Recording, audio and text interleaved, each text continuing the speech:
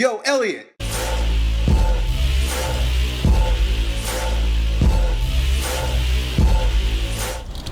What's up, guys? I got this question from one of our Strength Camp Online members, Julian. It says, both of my boys are following in my footsteps. I've been lifting weights with me for 2 months now.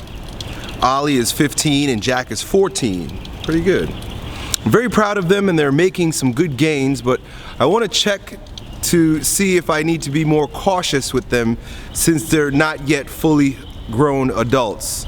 Can you give me some advice on the matter, please? So, thank you, Julian. That's a great question. Interestingly enough, I began weight training when I was 14 years old. And I would give you the same advice that I would give any adult that's training right now, and that is not to get too caught up into fixed patterns of training. And this could be with regard to sports, and it could be with regard to training in the gym. Because oftentimes I see these young men come in here and they've been playing baseball, say for example, since they were 7 years old. And what I mean by fixed pattern is that they keep doing the same movement over and over and over and over again for 7 years. They show up here and they look like this. You know, the arm is immediately rotated, one hip is rotated forward, and that shoulder's hiked up.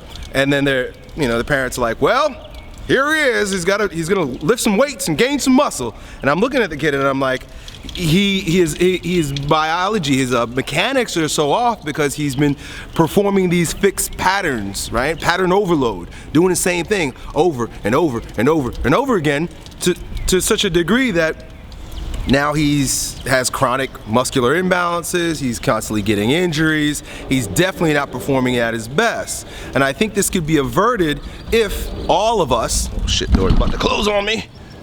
If all of us, starting at a very early training age meaning when you start training, integrate and incorporate multiple ranges of motion into our routine. So if you've got your boys bodybuilding, that's great. They should be building up their muscles, getting bigger and stronger, but also include days where they're doing gymnastics or days where they're doing yoga. That's what I do now. I don't weight train exclusively without integrating some yoga into my training. About 3 days a week, I do yoga. I put on some yoga videos. There's some great one on YouTube, and there's some great DVDs. Just buy a yoga DVD, an athletic yoga DVD. In fact, one of my friends just sent me a book called Real Men Do Yoga, and on it is a professional football player sitting cross-legged.